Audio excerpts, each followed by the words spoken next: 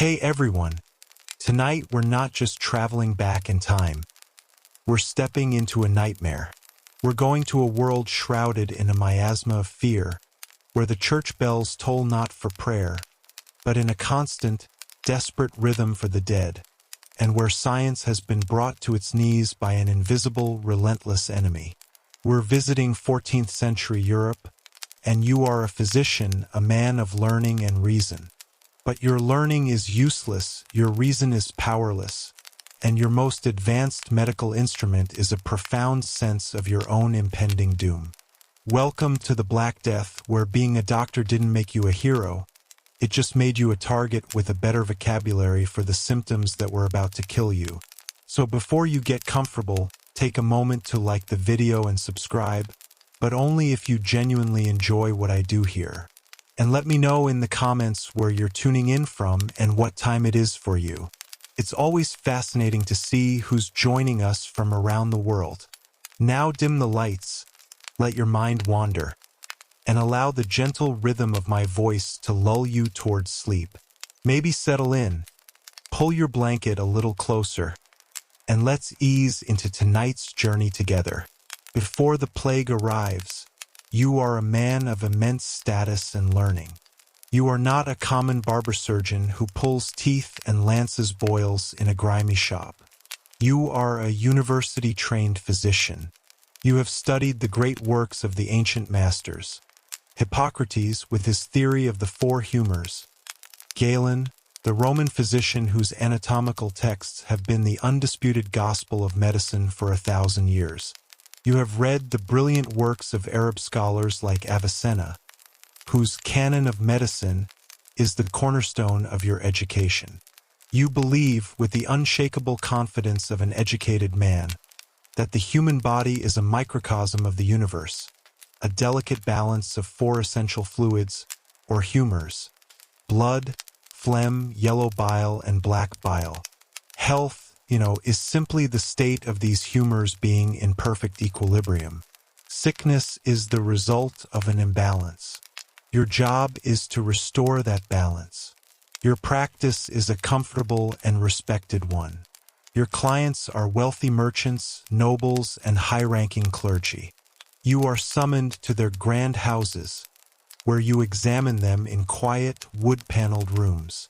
Your diagnostic methods are sophisticated and thoughtful.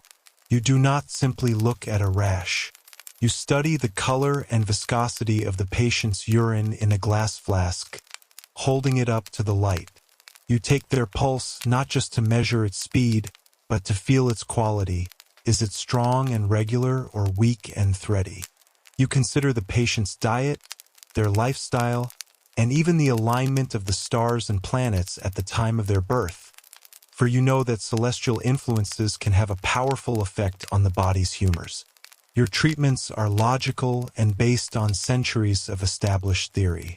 If a patient has too much blood, a sanguine imbalance causing a fever, you bleed them, opening a vein with a phlegm and letting the excess humor drain into a bowl. If they have an excess of phlegm, causing a cough, you might prescribe a diet of hot, dry foods like roasted peppers and spiced wine to counteract the cold, wet nature of the humor. You are a man of science, and your world makes sense. And then, in the autumn of 1347, the first rumors arrive. They travel along the trade routes, whispers from the east carried by Genoese merchants fleeing the besieged city of Kaffa in the Crimea. They speak of a new and terrifying pestilence, a disease that kills with astonishing speed, that causes strange, dark swellings on the body, and that has already depopulated entire regions of Asia. You, a rational man of science, are likely skeptical. Sailors' tales are always exaggerated. But then the plague arrives in Europe. It lands in Messina, Sicily, aboard 12 Genoese galleys. The sight that greets the townspeople is one of pure horror. Most of the sailors on the ships are already dead or dying, their bodies covered in black boils that ooze blood and pus. The Sicilian authorities order the death ships out of the harbor, but it is too late. The plague is ashore. From Sicily, it spreads like a phantom fire, moving up the Italian peninsula, to France, to Spain, and then north, consuming all of Europe. Soon it arrives in your city. At first, it is just a few isolated cases, a strange sickness that people whisper about in the marketplace. But then the numbers begin to swell. The death toll rises from a few a day to dozens to hundreds. The constant, mournful tolling of the church bells becomes the new soundtrack of your life. And the symptoms are unlike anything you have ever read about in your respected medical texts. Comes in two primary forms. The first is the bubonic plague. It begins with a high fever, chills, and vomiting. But then comes the horrifying signature of the disease, the buboes. These are hard, painful, and grotesquely swollen lymph nodes, appearing in the groin, the armpits, and on the neck. They can grow to the size of an apple, their color turning from red to a dark, bruised purple, and then to black. They are the body's defenses being overwhelmed, a sign that death is imminent. Most who develop the buboes are dead within a week. The second form is even more terrifying, the pneumonic plague. It attacks the lungs. The victim develops a raging fever and begins to cough up blood. This form is almost 100% fatal, often killing within 1 or 2 days. And you begin to realize with a dawning, sickening horror, it seems to spread through the very air, from one person's breath to another. A third, rarer form, the septicemic plague, infects the bloodstream, causing high fevers and turning the skin a dark purple or black from internal bleeding. It kills so quickly, often within hours, that the buboes do not even have time to form. You are facing a monster, an enemy that defies every principle of medicine you have ever learned. What is causing this catastrophe?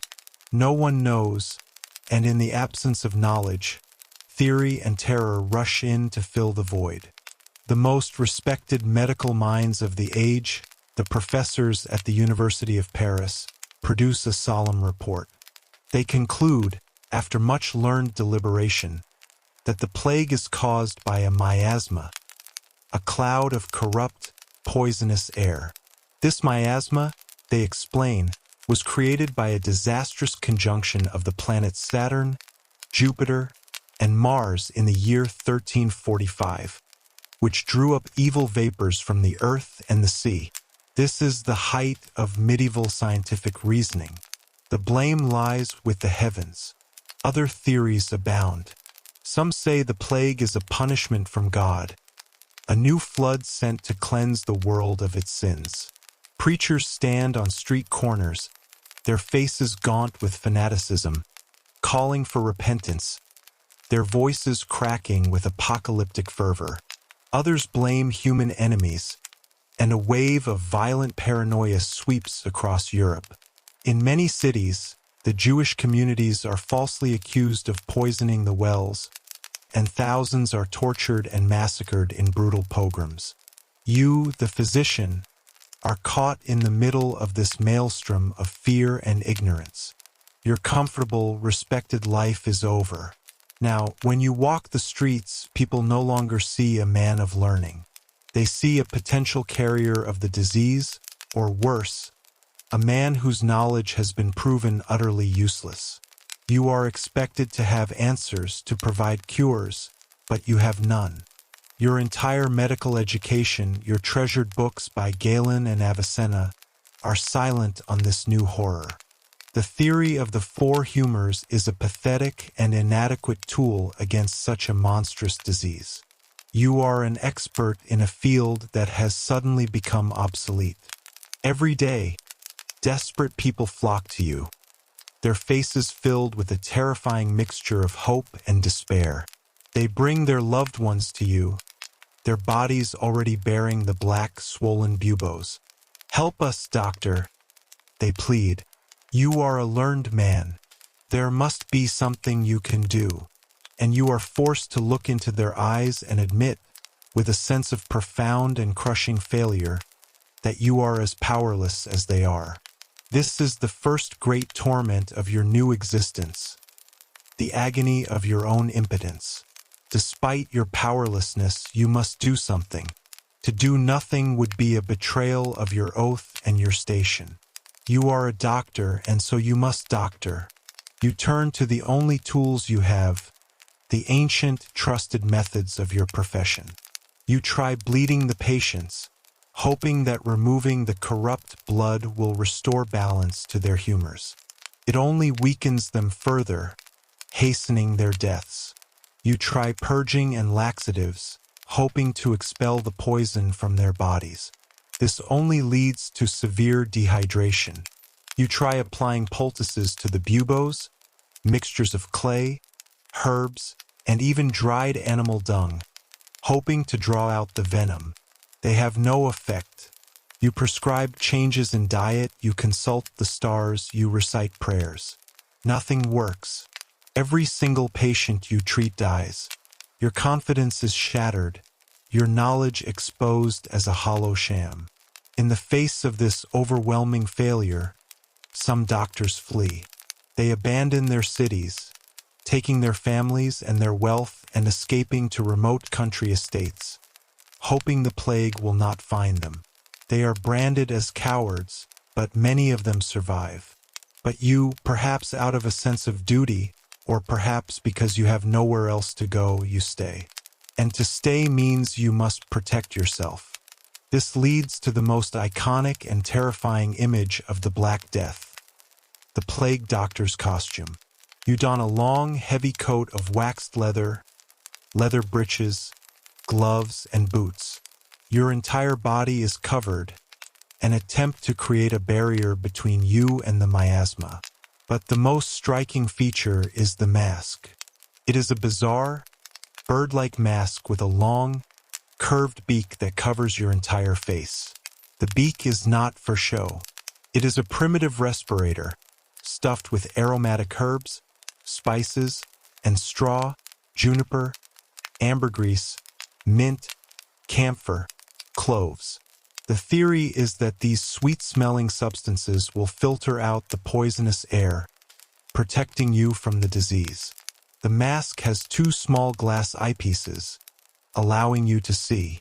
You carry a long wooden cane, which you use to examine patients without having to touch them, to push aside bodies in the street, or to keep desperate family members at a distance. You have now become a horrifying, otherworldly figure. You are no longer a familiar community healer. You are a bird-like specter, a walking symbol of the plague itself. When you walk the streets, people do not rush to you for help. They shrink away in terror. Children scream and hide. You are an omen of death. To see your strange, beaked silhouette appear at a doorway is to know that the plague has entered that house. You are a pariah, isolated from the very community you are trying to serve, your strange costume a self-imposed prison that marks you as both a healer and a ghoul. And all of this, the strange costume, the herbs, the desperate avoidance of touch, is based on a fundamentally flawed understanding of the disease. You believe you are fighting a poison in the air. You have no idea that the true enemy is invisible, carried in the blood of the rats that scurry through the city and transmitted by the bite of the fleas that live on them. Your elaborate costume, your sweet-smelling herbs, they offer you no real protection. Your only defense is luck, and in a city consumed by the plague, luck is the rarest commodity of all. Your life becomes a grim, repetitive ritual, a circuit of death and despair. Each morning, you wake in your lonely room, the sound of the death carts rattling on the cobblestones below already a familiar drone. You say a prayer, less out of piety and more out of sheer habit, and don your protective costume. The waxed leather feels stiff and heavy, a constant, clammy reminder of the barrier you are trying to place between yourself and the world. You stuff the beak of your mask with fresh herbs, a small, futile ritual against an enemy you cannot see or comprehend. Then you step out into the city. The streets of your once bustling city are now eerily quiet, punctuated by sounds of weeping from shuttered windows and the low groans of the sick. The air is thick with the sweet, cloying smell of death and the smoke from the fires that burn constantly, a desperate attempt to purify the corrupt air. Your daily rounds are a journey through a landscape of horror. You visit the houses of the wealthy who have paid the city or your guild a retainer for your services. You walk through grand rooms, now silent and filled with dread, to the bedside of a merchant or his wife. You perform your examination with your cane, lifting the bedsheets to look at the black, swollen buboes, your face kept at a safe distance by the long beak of your mask. You offer what little you can, a recommendation for a new poultice, a suggestion to burn more aromatic woods, a quiet word of comfort that feels hollow even to your own ears. With a certainty that gnaws at your soul, that this patient will be dead within days. You are not a healer. You are a witness, a formal observer of death, paid to provide the illusion of action in the face of utter helplessness. As the plague wears on, the very fabric of society disintegrates. The fear of contagion becomes more powerful than any law, any bond of family, or any religious doctrine. Healthy people shun the sick. Family members abandon their own dying relatives, leaving food and water at the bedroom door and fleeing the house.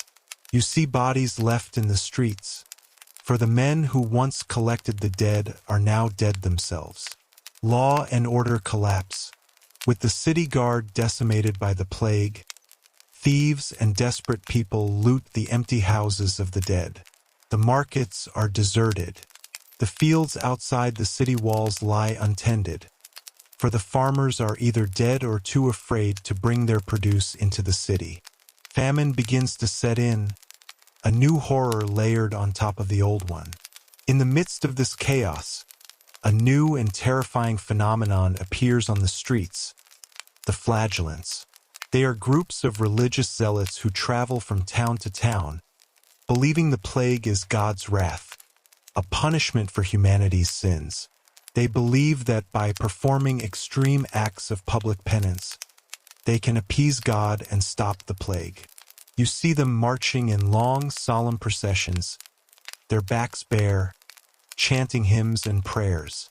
Then, in the town square, they form a circle and begin to whip themselves and each other with leather scourges tipped with iron spikes. They do this for hours, until their backs are a raw, bloody mess, their cries of pain mingling with their fervent prayers.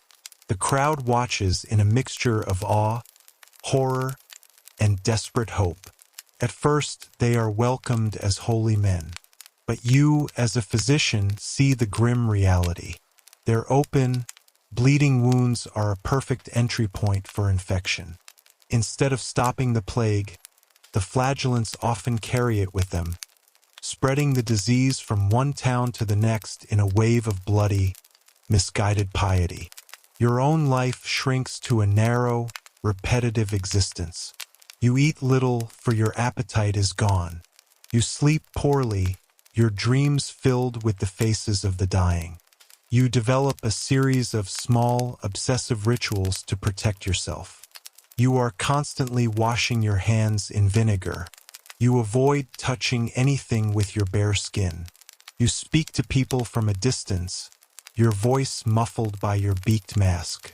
You become a creature of isolation, your humanity buried beneath layers of waxed leather and fear. You might even begin to question your own sanity. Is the miasma real? Are demons truly flying through the air? In a world where everything you thought you knew has been proven wrong, paranoia and superstition begin to seem as logical as the teachings of Galen. And then, one day, almost imperceptibly, something changes. The number of new cases begins to drop. The death carts make fewer rounds. The church bells toll less frequently. After more than a year of unrelenting horror, the first wave of the plague begins to recede. not because of any human intervention, but because it has simply run out of fuel, having killed so many that it can no longer spread as easily. A strange, hollow silence descends upon the city. It is the silence of emptiness. You walk through streets where entire families have vanished, where houses stand empty, their doors swinging open on silent hinges. The city that survives is a ghost of its former self. The aftermath is a new world, one profoundly and permanently changed. With as much as half the population gone, the old social and economic order is shattered. For the first time in centuries, labor is scarce. The peasants and artisans who survived are now in a position of power. They can demand higher wages, better conditions. The old bonds of feudalism begin to fray. It is a grim and unexpected consequence of the catastrophe. For you, the physician, the plague leaves a legacy of humility and doubt. You have survived, which makes you one of the lucky few. But your professional confidence is destroyed. You have witnessed the absolute failure of your science. You have seen that your books, your theories, your revered ancient masters were all powerless against the true face of disease. Some doctors, broken by the experience, abandon medicine altogether. Others, like you, continue to practice, but with a new, somber understanding of the limits of human knowledge. You might begin to rely more on direct observation, to question the old texts, to admit when you do not know. In a strange and tragic way, the Black Death, by shattering the dogmatic confidence of medieval medicine, may have paved the way for the more empirical, questioning science of the Renaissance. But that is a thought for the future. For now, as you walk through the quiet, half-empty streets of your city, you are simply a survivor, a man who stood on the front lines of a war against an invisible enemy and lived to tell the tale, forever haunted by the memory of the black swellings, the stench of death, and the terrible, humbling silence that followed.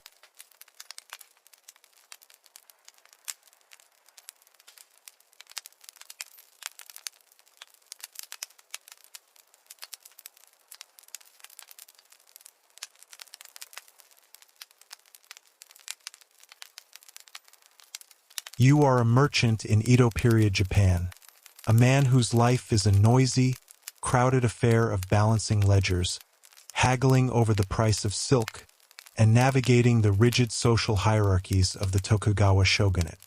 Your world is one of ambition, of dust, of commerce. But today you have received an invitation. It is not a summons to the magistrate's office or a demand for taxes. It is a simple, elegant piece of washi paper with a few lines of beautiful calligraphy. You have been invited to a tea ceremony, a shinoyu, and so, for a few precious hours, you will leave your world of noise and striving behind and enter a different realm altogether, a place where time slows down, where every gesture has meaning, and where the simple act of drinking a bowl of powdered green tea becomes a form of moving meditation. This is not a party. It is a disciplined art form, a spiritual practice, and one of the most profound expressions of Japanese aesthetics. Your journey begins before you even see the tea house. You first enter the roji, the tea garden, a simple and rustic path that serves as a transition from the chaotic outside world to the serene space of the ceremony. The path is not a grand, paved avenue. It is made of uneven stepping stones, deliberately placed to make you slow down, to watch your feet, to become mindful of every step you take. The garden is not filled with bright, showy flowers. It is a study in green and gray, moss-covered stones, simple evergreen shrubs, and perhaps a single subtle blossom chosen for its quiet beauty. The sound of the city begins to fade, replaced by the rustle of leaves and the gentle trickle of water. Near the entrance to the tea house, you come to a stone water basin, a tsukubai. It is set low to the ground, forcing you to crouch in a position of humility. Here, you perform a ritual of purification. You take a long bamboo ladle, fill it with cool, clear water, and rinse your hands and your mouth. You are cleansing yourself not just of physical dirt, but of the dust of the world, preparing your spirit for the experience to come. Now, you approach the tea house itself, the chishitsu. It is a shockingly humble structure, a small hut with mud walls, a thatched roof, and bamboo windows. It is designed to evoke the feeling of a rustic mountain hermitage, a place of profound simplicity. The entrance is a nijiraguchi, a crawling-in door. It is a tiny, low opening only about 2 or 3 feet high. To enter, you must get on your knees and bow your head, regardless of your social status. A high-ranking samurai, his swords left outside on a special rack, must humble himself in the same way as a common merchant like you. This is the first and most important lesson of the tea ceremony. Within the walls of the chishitsu, all are equal. You crawl inside and find yourself in a small, spare, and exquisitely simple room. The floor is covered with soft tatami mats. The light is dim, filtered through paper screens, creating an atmosphere of soft shadows and tranquility. Your eyes are drawn to the tokonoma, a small, recessed alcove. It is the focal point of the room, and it contains the only decorations. Today, there is a single hanging scroll, a kakemono, with a line of calligraphy written by a famous Zen monk.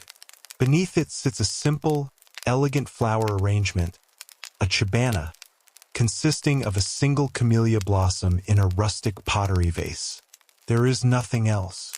This is the aesthetic of wabi-sabi, a worldview that finds beauty in imperfection, transience, and understated simplicity. There is no gold, no lacquer, no ostentatious display. There is only the quiet beauty of natural materials and the harmony of empty space. In the center of the room is a sunken hearth, where an iron kettle, the kama, sits over a carefully arranged bed of glowing charcoal. The only sound is the gentle hiss of the water as it heats, a sound the Japanese call matsukes, or the wind in the pines. The host, the tea master, enters. His movements are a revelation.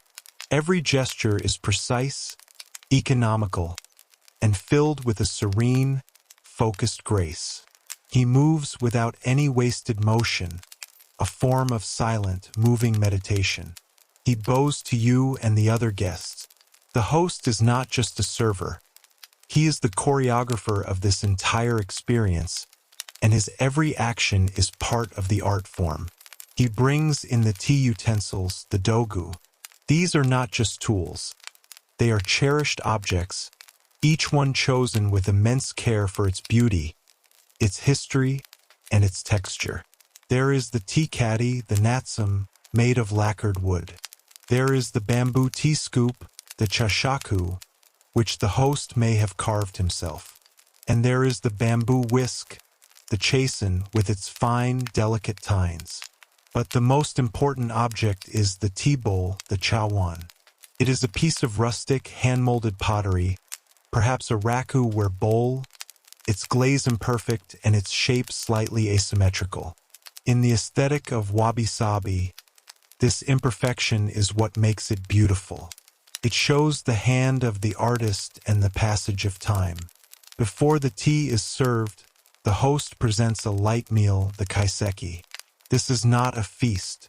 It is a series of small, beautifully presented dishes, designed to be simple, seasonal, and to prepare the palate for the tea without overwhelming it. You might be served a small bowl of miso soup, a plate of fresh, raw fish, and a dish of simmered seasonal vegetables. Each dish is served on its own carefully chosen piece of ceramic or lacquerware. You eat slowly, mindfully, appreciating the subtle flavors and the artistry of the presentation. After the meal, the main part of the ceremony begins. First is the serving of koicha, or thick tea. This is the most formal and sacred part of the gathering. The host takes a small amount of the highest quality powdered green tea, or matcha, from the caddy with the bamboo scoop and places it in a single large tea bowl. He then ladles a small amount of hot water from the iron kettle into the bowl. With the bamboo whisk, he begins to knead the tea, not whip it, creating a thick, smooth, syrupy consistency, the color of liquid jade. This single bowl of koicha is then passed among all the guests. This is a profound act of communion. You receive the bowl, rotate it slightly in your hands to avoid drinking from its front. Take a single, deep sip, wipe the rim of the bowl with a piece of paper, and then pass it to the next guest.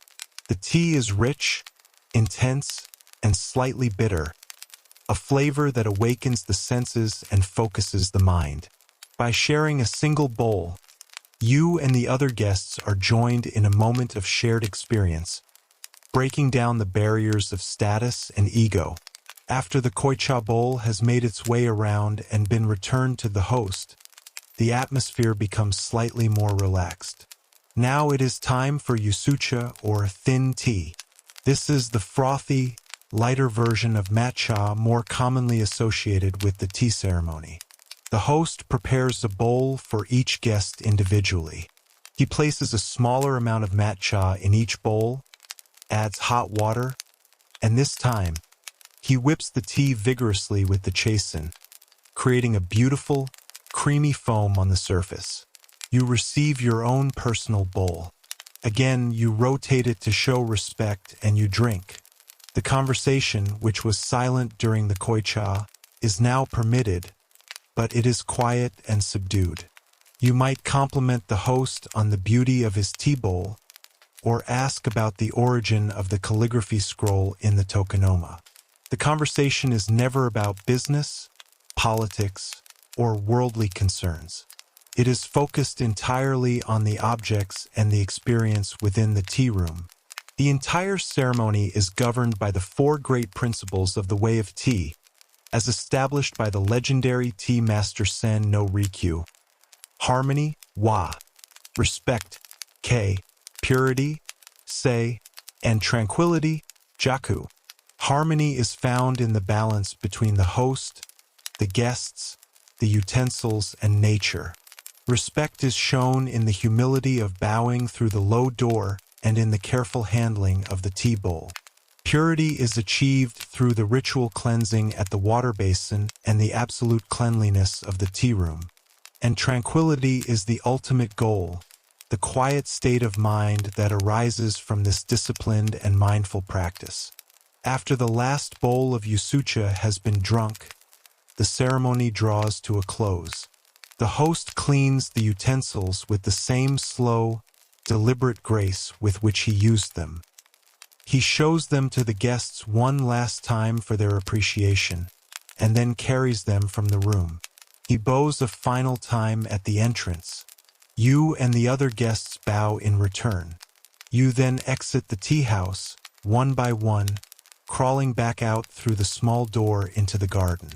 As you walk back down the path of stepping stones, the sounds of the city begin to filter back into your consciousness. But something inside you has shifted. You feel calmer, more centered, your mind cleansed. The tea ceremony was not just about drinking tea. It was a journey into a different state of being, a shared practice of finding profound and lasting beauty in the simplest of things. It was a 2-hour-long lesson in how to be present, a brief and beautiful escape from the world, held within a single bowl of green tea.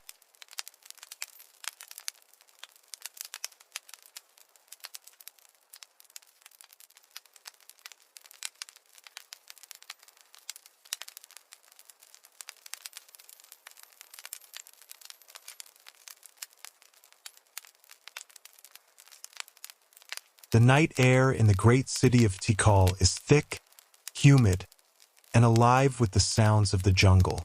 From the top of Temple 4, the tallest pyramid in the city, you can hear the distant guttural roar of a jaguar, the incessant chirping of insects, and the strange, otherworldly cries of howler monkeys.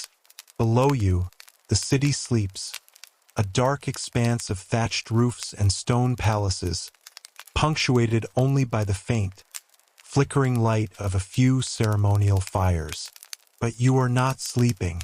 You are an Akin, a he of the sun, a priest astronomer of the Maya, and the night sky is your sacred book, a vast, complex text that you spend your entire life learning to read. Your job is not to predict the future in the way a simple fortune teller might. It is to understand the very architecture of time, to track the movements of the gods as they journey across the heavens, and to ensure that the human world remains in perfect, harmonious alignment with their celestial dance. Your observatory is this high stone platform, and your instruments are your own two eyes, a pair of crossed sticks, and a knowledge of mathematics so profound that it borders on the divine. Your day, ironically for a stargazer, begins not at night, but in the hours before dawn. You awaken in your simple quarters within the temple complex and perform a ritual of purification, washing your hands and face in cool water. You don your simple white cotton robes. Your duties begin with observing the morning star, which is actually the planet Venus, or Chuk-ek. Venus is one of the most important and most feared celestial bodies in your cosmology. It is not a gentle, romantic star. It is the celestial manifestation of a powerful and often warlike god. Its appearance at dawn, its heliacal rising, is a moment of immense power and potential danger, an omen that can influence battles, coronations, and agricultural cycles. You stand on the temple summit, a space precisely aligned with the cardinal directions, and you watch the eastern horizon.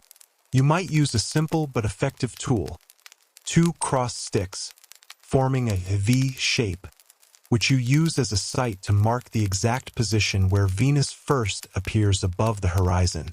You note this position, comparing it to your records from previous days, records meticulously painted onto folded books of fig bark paper, known as codices. This is the core of your work: observation, recording, and calculation. You are part of a long tradition of skywatchers who have been doing this for centuries. Your primary duty is the maintenance of the calendars, and the Maya do not have just one. They have a complex, interlocking system of multiple calendars, a beautiful and intricate clockwork of time. There is the Hab, a 365-day solar calendar used for agriculture, which consists of 18 months of 20 days each, plus a 5-day period at the end known as the Wayeb. This 5-day period is considered a deeply unlucky and dangerous time, a moment when the portals to the underworld are open, and you perform special rituals to ward off evil spirits. Then there is the Tsokin, the sacred 260-day calendar, formed by the combination of 20 named days and the numbers 1 through 13. The combination of the Hab and the Tsokin creates a 52-year cycle, known as the calendar round. Every day has a unique designation in this cycle, and your job is to ensure that the kingdom's rituals and ceremonies fall on the correct, auspicious dates. But your most profound work involves the long count. This is a grand, sweeping calendar that tracks time from a mythical creation date, sometime in August of 3114 BC in the Gregorian calendar. It allows you to record history with astonishing precision, to document the reigns of kings, the dates of great battles, and the moments of celestial conjunctions over vast stretches of time. Your work is a constant process of mathematical calculation, using a sophisticated vigesimal, base 20 number system that includes the revolutionary concept of zero, a concept that would not appear in Europe for many more centuries. You are not just counting days, you are mapping eternity. After your morning observations, you might spend the day in the library of your temple, a room filled with hundreds of codices. Here you consult your records. You are tracking the complex cycle of Venus, which takes 584 days to complete. You know that 5 of these Venusian cycles almost perfectly align with 8 365-day solar years, a critical piece of knowledge for long-term predictions. You are also tracking the sun, marking its position at the solstices and equinoxes using the precise alignment of your temple and other buildings in the city. The Great Pyramids and plazas of Tikal are not just buildings. They are a massive astronomical observatory, a city designed to mirror the cosmos. You also track the moon, its phases vital for predicting eclipses. A solar or lunar eclipse is a moment of profound terror.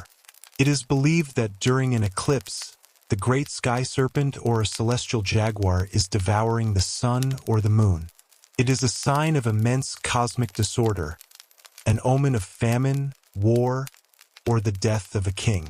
Your ability to predict these events allows the priests to prepare the necessary rituals of appeasement, to reassure the populace, and to demonstrate the power of the ruling class to understand and mediate with the heavens. Your work is not just passive observation. You are also an astrologer. The fate of an individual, and indeed the entire kingdom, is believed to be inextricably linked to the celestial events that occurred at the time of their birth. Before a king makes a major decision to go to war, to marry, to be crowned, he will consult you and the other priest astronomers. You will study his birth charts, you will consult the calendars, and you will look for favorable or unfavorable omens in the sky. If you advise the king to delay a campaign because Venus is in an inauspicious position, he will listen. Your word carries immense weight. A mistake in your calculations could lead to a disastrous military defeat or a failed harvest, and the consequences for you would be severe. As evening approaches, you prepare for the night's work. You eat a simple meal of maize tortillas, beans, and perhaps a spicy stew. Then you ascend the steep steps of the temple once more. The night sky in the tropics, far from any modern light pollution, is a spectacle of breathtaking clarity. The Milky Way, the Sakbi or White Road, stretches across the sky like a great celestial river. You know the constellations, but they are not the ones familiar to the Greeks. You see the turtle, the scorpion, the peccary, and the great feathered serpent. These are the forms of your gods, their stories written in the stars. You spend the long, quiet hours of the night tracking their movements. You might lie on your back on the stone platform, using your cross sticks to measure the angle of a rising planet or the distance between stars. You are in a constant state of observation, your mind a silent repository of data. You are not just a priest. You are a living computer processing the immense, complex patterns of the cosmos. This life of intense intellectual focus and spiritual duty is a lonely one. You are part of a select, elite group of scholars. You live a celibate life set apart from the common people. Your entire existence is dedicated to this sacred science. You may have apprentices, young boys who show a talent for mathematics and a quiet, observant nature, whom you are training to take your place. You teach them the symbols, the calculations, and the stories of the stars, passing on the knowledge that has been accumulated over centuries. This is your only form of immortality, the continuation of your sacred work. As the night wears on, you might see a meteor streak across the sky, a fleeting trail of light. To you, this is not a random piece of space debris. It is an omen, a message that must be recorded and interpreted. Everything in the sky has meaning. The positions of the planets, the phases of the moon, the rising and setting of the stars, they are all part of a divine language. And you are one of the few people on Earth who can understand it. As the sky begins to lighten in the east, heralding the return of the sun, your night shift comes to an end. You make your final notations in your codex, your hand moving with practiced ease. You have tracked the gods for another night. You have ensured the calendars are correct. You have kept watch over the cosmos, so that the world of men below can remain in harmony with the heavens. You descend the Great Pyramid as the city begins to stir to life, a silent, anonymous guardian of time itself.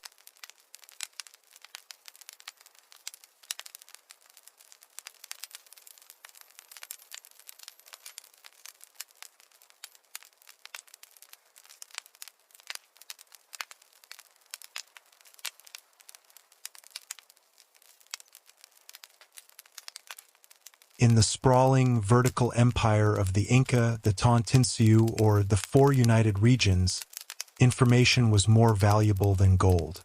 To rule a domain that stretched over 2,500 miles, from the high, cold plains of modern-day Ecuador to the fertile valleys of central Chile, required a system of communication that was as efficient and resilient as the empire itself.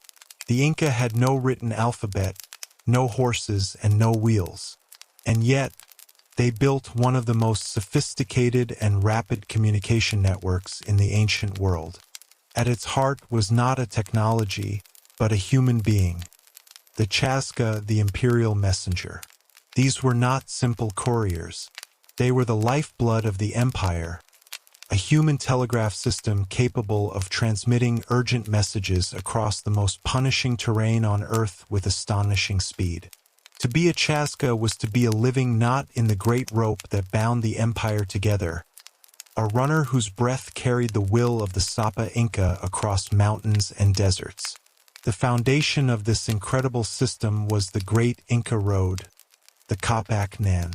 This was not a single road, but a vast, interconnected network of over 25,000 miles of paved paths, stone staircases, and dizzying suspension bridges.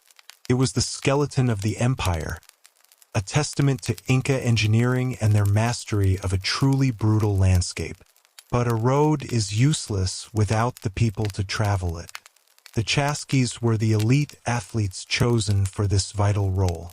They were selected as young men, often from loyal local families, and chosen for their exceptional physical endurance, their speed, and their trustworthiness.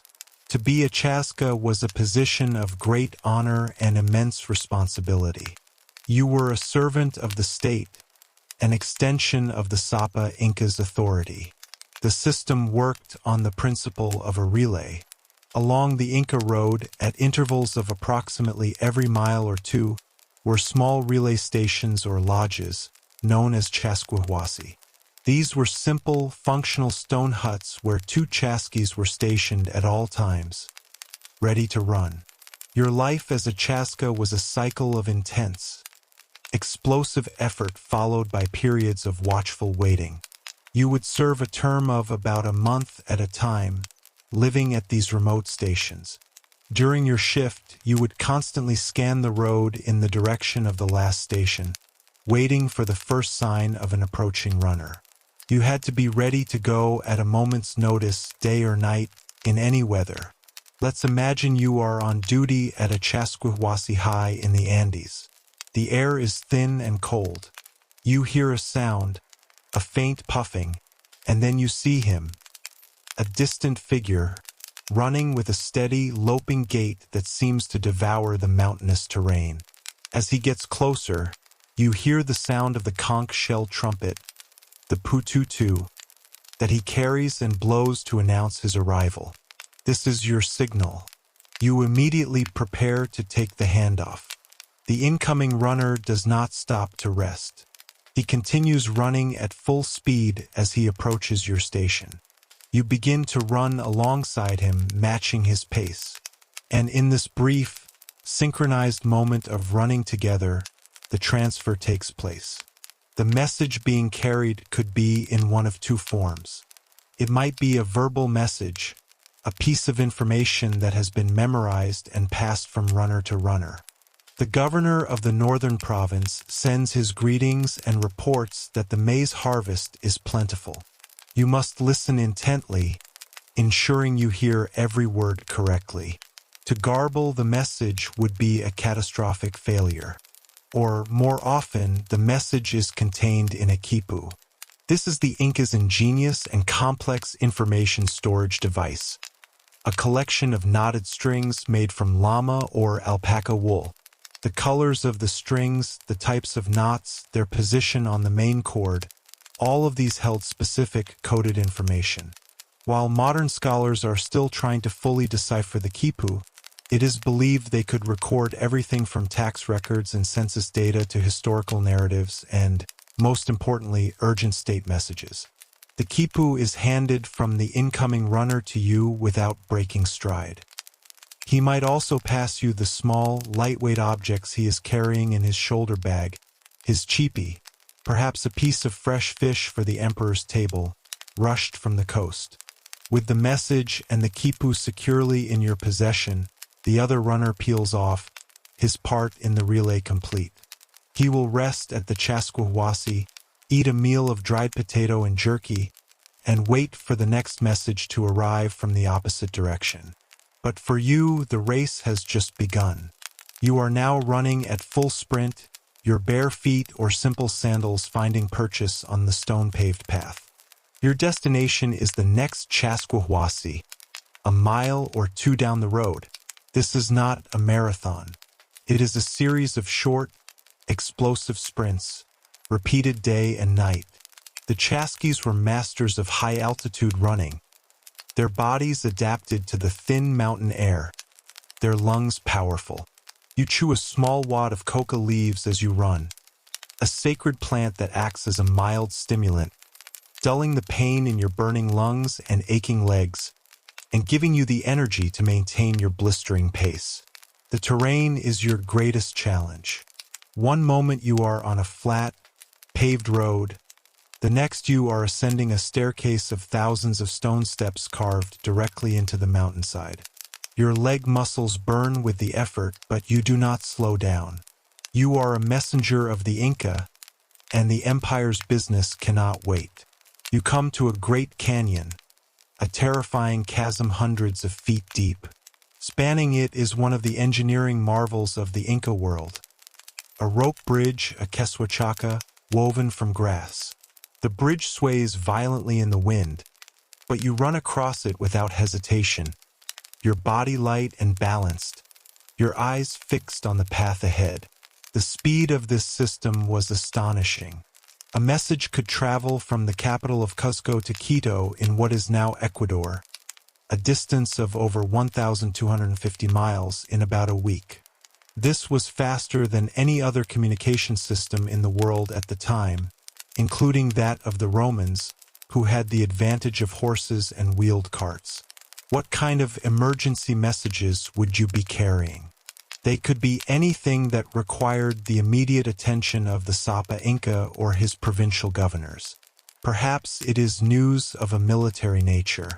A Chaska might arrive, his lungs heaving, carrying a verbal message from a general on a distant frontier. A hostile tribe has crossed the border. We are under attack. Send reinforcements.